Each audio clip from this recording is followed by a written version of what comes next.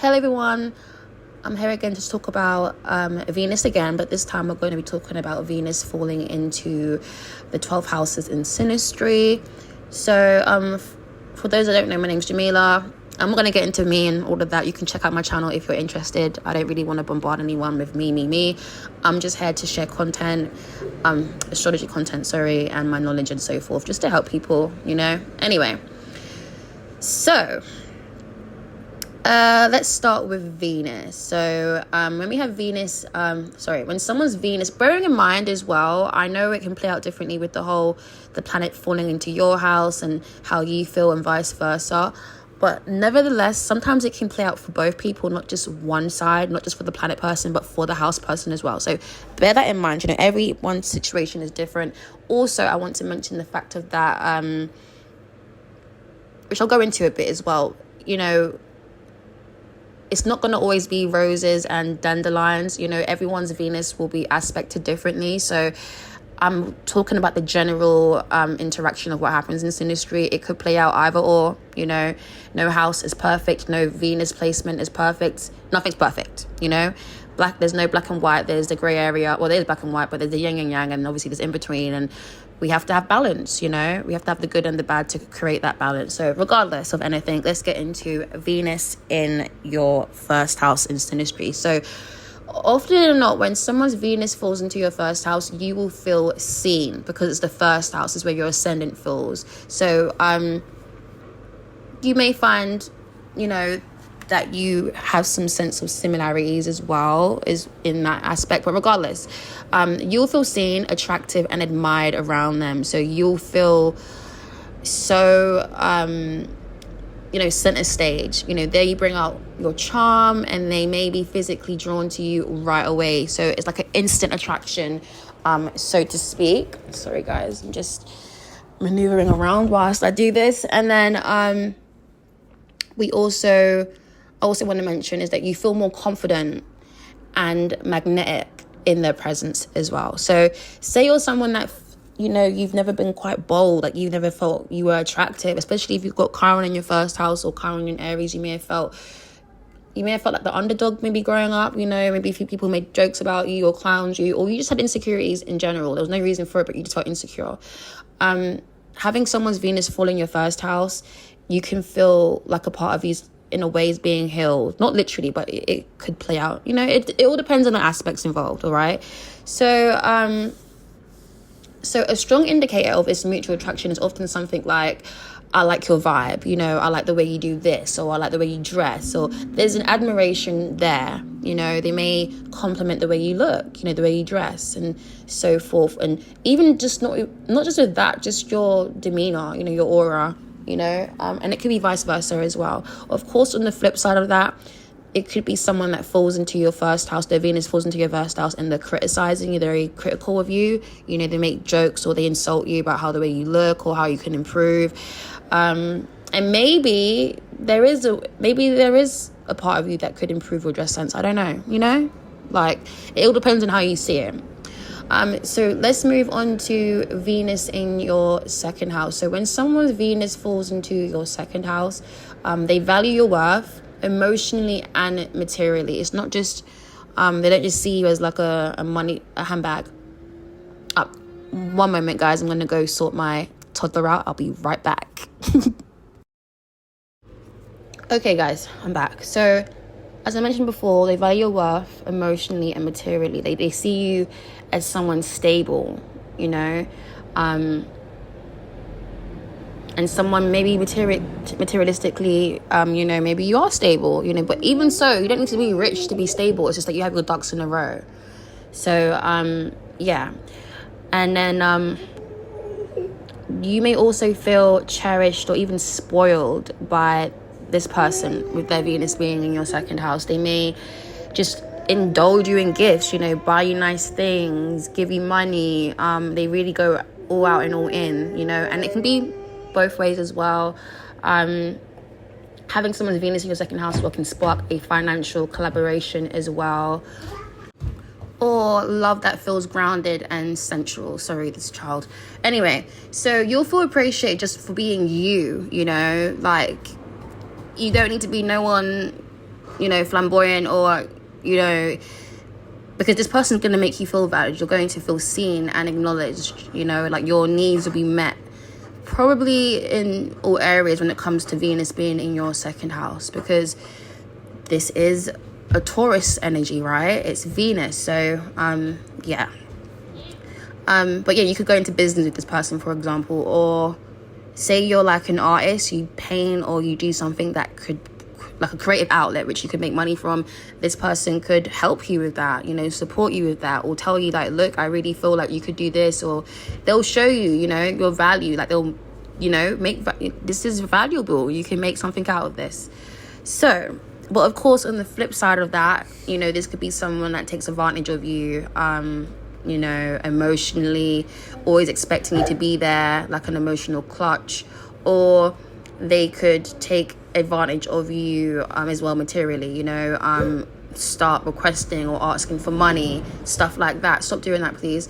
As well, they can also throw you off as well financially,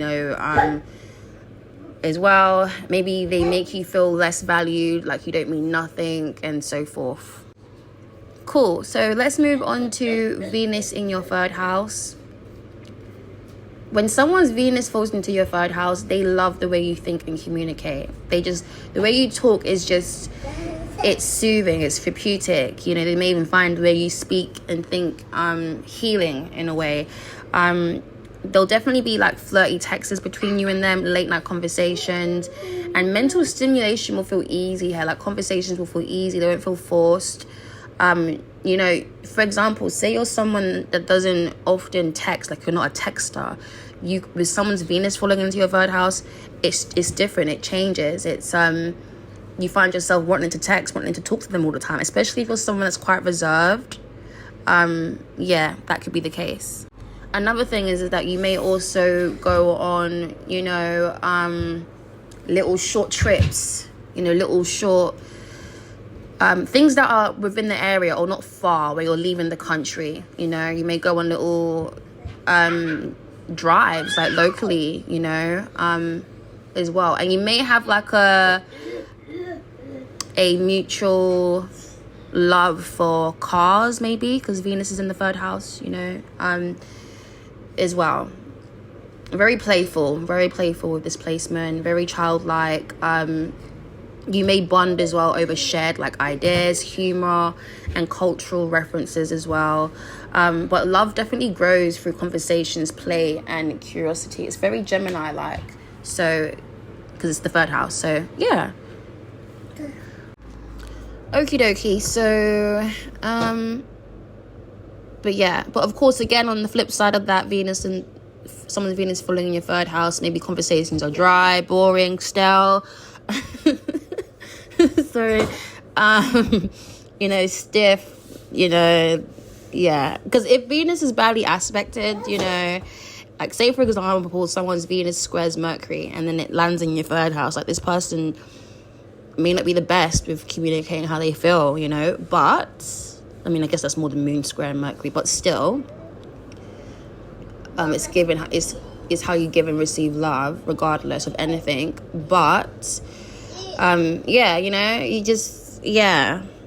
may feel like there's no growth here, Anyway, so basically anything that I say that sounds amazing, just flip it like the worst of what it could be, if that makes sense. So let's move on to Venus in your fourth house. So when someone's Venus falls into your fourth house, there's like a deep emotional security between the two of you. There's like a familiarity there. It feels familiar, like even karmic. And remember, karmic's not like bad. It's like, it's whatever you've done in your past life or whatever hasn't played out and been corrected, cause and effect. So that's why we have generational karma as well. What your parents do. This is why I always say to people, be careful what you do out there, because it will fall into your children. So whatever you do, it will catch up regardless. Okay, it's real. So yeah, but if you're doing well, that wellness will obviously fall back. It's a cycle. But regardless, things are deep. This is a very deep house. But yeah, they activate your sense of home, safety, and it's nostalgic as well. Very nostalgic energy as well. You may want to nest with them or share your personal world with them. Like you may want to, like when you go to their house, you may feel like, oh my God, I feel safe here, or you're just comfortable, you know, or you want to build together, you know, you may feel like you want to have children with this person, although that can be the fifth house too. But yeah, it's a very tender, vulnerable connection here. And it's also like family related as well. So you could find yourself sharing intimate things about family as well, you know, especially if Pluto is involved here as well. It can make you feel like you want to share your deepest family secrets maybe with this person, where you can talk about it, converse about it, and then it's like you maybe have like a mutual understanding. Maybe you both experience something in regards to an upbringing in your family, so you will converse about it, talk about it, and then you release it, and then it's transformed and you heal through that, you know. So I'm very significant with this. Yeah, now let's go on to Venus in your fourth house. So when someone's Venus falls into your fifth house, sparks fly. You know, there's like an instant flirtation, a bit like the first house, because it's fire, you know. It's a fire house, but it's fixed. So a lot of fun here, a lot of creative chemistry as well. They definitely bring out your playful side for sure. If you're not like a romantic person, you will feel like you want to do romantic things for this person. Leave her alone, please. You will want to express yourself. Like, say you're someone that never had that expressive side, you'll be like, what the hell? Like, I want to tell this person how I feel. Like, I really want to shout it from the rooftops, you know, be dramatic, that fire, that Leo energy, right? So, yeah. And then also, yes, darling. Yeah, one moment. And then, this is like a big crush energy, right? As well. Okay, I've sorted him out. He's playing with his Play-Doh now. Anyway, so, like I said, this is like big crush energy, you know, like, oh my God, like it's kind of light as well, although it's serious, because it's got that serious tone, because it is a fixed house as well. It's a different feeling as well to the eighth house, because the eighth house is intense, you know, it's intense. But yeah, you know, big attraction, you know, very sexy, very spontaneous, very light-hearted as well, like I mentioned. And this can indicate like a creative collaboration as well, or like a joyful love affair, you know. Affairs can happen in this house, it's possible, because it's like that attraction is so, it's there, it's obvious, you know. So the only thing is that if this is supposed to happen, unless there's like certain aspects involved, it wouldn't be, it could be hidden, it might not be hidden, it just depends. I don't know, I don't want to give any energy to any of that affair stuff. I don't believe in it, you know, I don't condone it, so, you know. Anyway, so, but yeah, you know, the attraction here is real, and the person will definitely like, I need to stop saying, will point out your features a lot as well.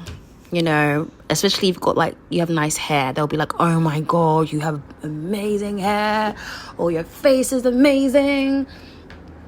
But you'll be very childlike with this as well. Children could be involved. Children definitely could be involved. Maybe you met 3 children as well with this, or you have something in regards to kids, maybe a common thing. Someone could work with kids, or the person with the Venus falls in your 5th house, it's possible. Or maybe they've got godchildren, you know, people that they consider the children, even though they don't have any children, or something like that. So, yeah. Then let's move on to Venus in your 6th house. So when someone's Venus falls into your 6th house, they love through service. So they will show you support, and they'll show you daily acts of care. Like, they will be they'll show up very heavily, you know, and they'll also help with your routine as well. If you're someone that lacks in that area of routine, they can actually help you to get your life in order through a very loving, empathetic way. Especially, they can help you with your health, or even like your work life as well, in small, meaningful ways. Not like massively, but if Jupiter is here, then maybe. Hold on. Careful. Then maybe. You will feel cared for though when this person's Venus falls in your sixth house, you know, because they're very reliable. You can rely on them, and they'll give grand gestures. It may not feel, you know, romantic, but it also depends on what your love language is. You know, some people really value someone showing up for them and being there as well, and showing they care. It's a nice synastry to have. It really is. So, but at first glance, it may not be like, you know, fireworks, but it doesn't mean it's not important. And that's the thing with people as well. That's one thing that I've learned, is when people experience certain aspects or certain synastry contacts, especially if it's heavy with Pluto involved, or it's, you know, or you're a fire sign that needs that passion, it's not always going to be there, you know. Life is lifing, and it's about the people that show up for us daily, you know, because we're going to need people to be serious, not always passionate and, you know, all the time. So this is a very nice synastry to have. Anyway, so going on to Venus Venus falls in your 7th house through synastry. This is obviously the classic relationship potential, right? Because it's the 7th house. It's a beautiful synastry to have.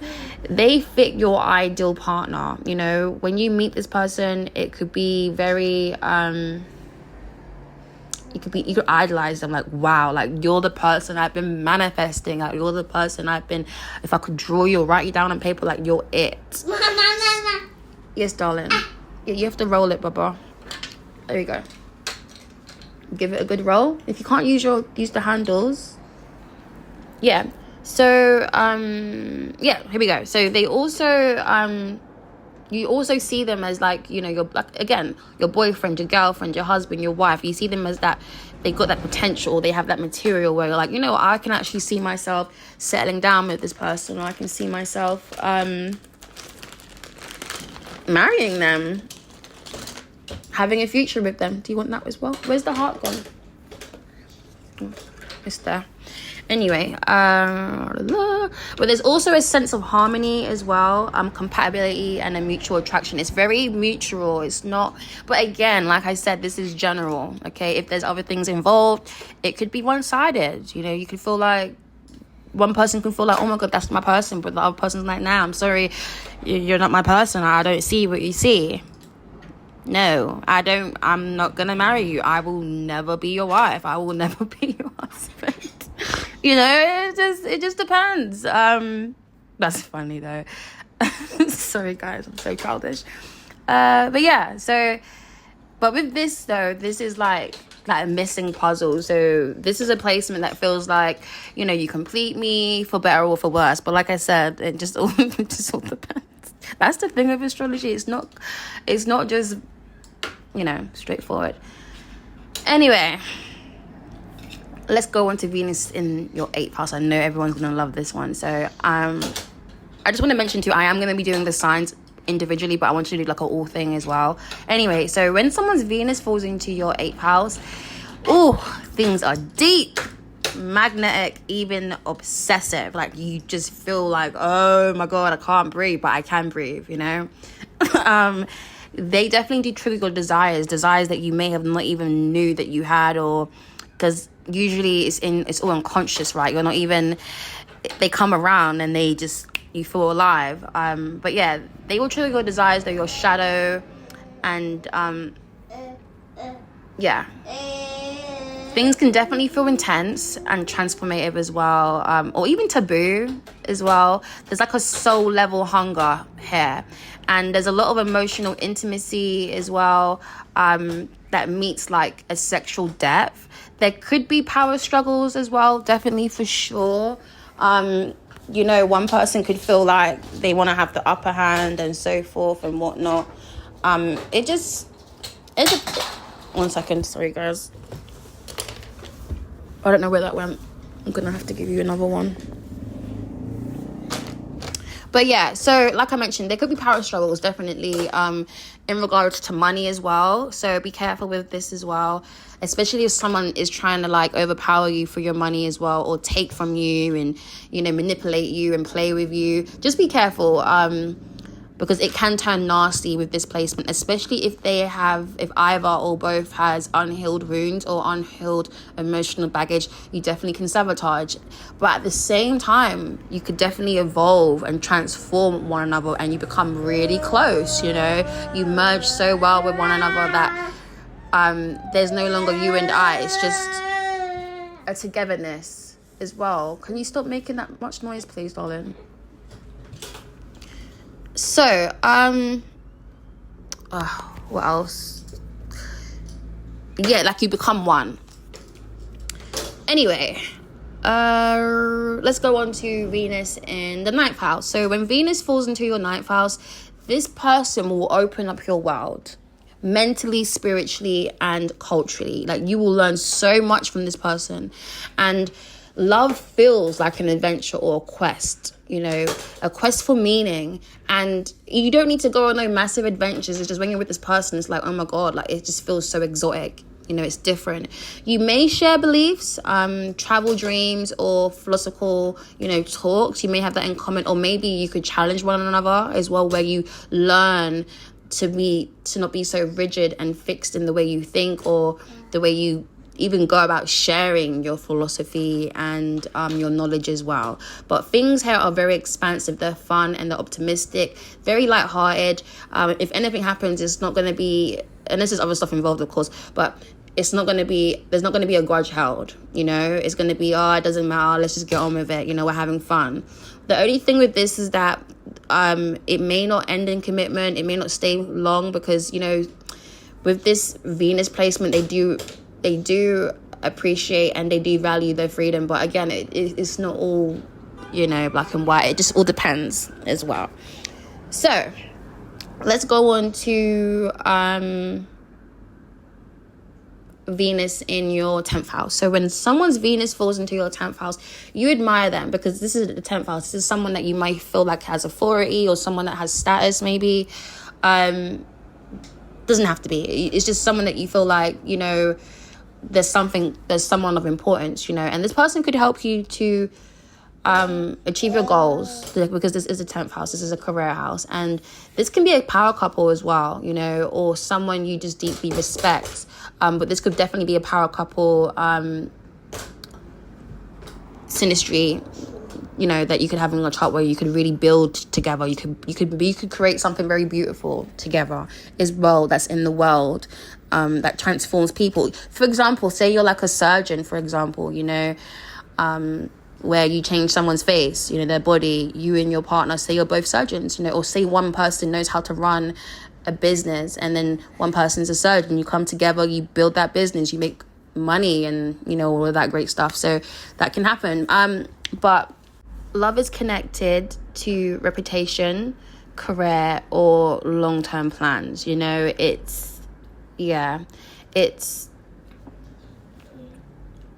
and be careful with this, because this could be someone that tries to attach themselves to you because you have status, or you know what I mean? Like, you're appealing, they know that you're someone of value, where it's like, I can gain from this. Or you may feel it that way, and it may not be that way. It just depends, of course, the aspects and but yeah, definitely can create long-term plans with this person, if all goes well, of course. But yeah, things could start professionally but turn romantic. So you could actually meet this person through a career opportunity. Mind the ball. Through a career opportunity, or maybe you're just business partners, you know, and then things grow, and then it's like, I actually, you know, like, this person's attractive, or yeah, you know. Anyway, so let's go on to, stop doing that, please, and just eat your cereal properly. Thank you. Anyway, Venus in your 11th house. So, you know what's crazy? Like, even with this interaction right here, I just want to throw it out there. When someone's Venus, falls into your 11th house, you could feel like, this is my wish come true. You know, this is someone just like the 7th house, but it's not the same. But like, you could feel like this is someone that I've actually, like, they're my best friend. Like, they're my lover and my best friend. Like, they know me. But anyway, before I go into this, so like I said, this is like friends to lovers vibes. You know, you feel like teammates in life. Like you have their back, they've got your back and you've got theirs, you know. And it's a mutual thing, and they allow you to have freedom as well with this interaction. Yes, it can come across to people cold and detached, but it's not like that. It's just that you love them enough to set them free, and then you know that they're gonna come back. You know, it's that kind of partnership where maybe you're both entrepreneurs, and it's like, but it's like there's such a deep understanding, there's so much love here, and it's because of you allow so much understanding and freedom that there's so much love. I hope that makes sense. Of course, everyone's perspective and what they would like and what they don't want, it will be different, and everyone's interaction with this will be different as well, because of so many factors that are involved in this. But yeah, so you will find as well that you're attracted to the ideals, you know, the uniqueness, the vision for the future. Like you want the same things. You have like a common goal, you know. And this Venus person, they will also activate your social world, or they'll help you to feel more connected to the community. They'll make you feel like you're not just by yourself. Like, you know, there's people just like you out here. You're not alone. Are you finished? Well done. Well done. Good job. I'm going to come and sort you out. 1 second, guys. Yeah, and you may come together as well. You may come together through a common goal of how you want to change the world, or create an impact to where it brings humanity together, you know, because that's the 11th house anyway. But yeah, so feel free to... lost my train of thought. That's so annoying. I hate when that happens. What can I say? I'm doing a lot right now, guys. Anyway, things will feel breezy, accepting, and creatively stimulating as well, because it is an air house, but it's fixed as well. So yeah, things could really grow here and go on for a very long time into the future, you know. So let's go on to Venus in your 12th house. So when someone's, do you know, I've actually experienced this. Oh, okay. So I'll actually share my experience of it as well. So when someone's Venus falls into your 12th house, this can feel like a spiritual domain. Like you feel, what's the word I'm looking for? Like you may feel like you've just been hit with like an energy that you just can't even articulate or explain, you know, but things feel surreal, you know, like you're in the ethers, you know, like you're not even on this dimension with this interaction. There's a deep soul pull here, which is often unconscious. It's confusing and it's karmic. Like I said, it all depends, you know, karmic, whatever. It doesn't have to be bad. It just depends on what the lesson is that needs to be learned here, and what karma have you resolved and what karma have you not resolved, you know, cause and effect. So sorry about that, guys. Anyway, this child, but we gotta get stuff done, you know. Life is lifing anyway. So it just all depends, but just be aware that with someone's Venus falling into your 12th house, something could be hidden. You know, they could be in a relationship and you have no idea that they're in a relationship. Okay, that happened to me. I was seeing someone and their Venus was in my 12th house. Or was I in their 12th house? I can't remember how it went. But they were hiding a relationship. They were being secretive. But also, it's like you can't communicate. It's very weird. It's like, especially if you're someone that is very good with articulating yourself, it's like you meet someone... If all 12 house plays, you know, Synastry is the same thing, you know. It's just like, it just plays out differently because the planets are different, so they will act accordingly to that planet, right? But it's like, you may have met this person before in a past life, okay? So, you know. But regardless, things will feel dreamy because this is Neptune, it's 12th house, you know. And you may have met this person in a very unusual place. Maybe you met them abroad, you know, in a foreign land, or you met them in a prison, a hospital, because 12 houses, you know, it can be that. Or you met them somewhere where it was, you know, there wasn't a lot of people. It was very quiet, you know, it was hidden, you know, not many people were there or whatever. It was done in secret or something. I don't know. So, yeah, it feels spiritual, like I said, even fated, but it's hard to define. It's like you can't put your finger on it because it's not it's not an energy that we are physically, it's like we're physically not there, but our soul and our spirit is. That's the best way I can explain it.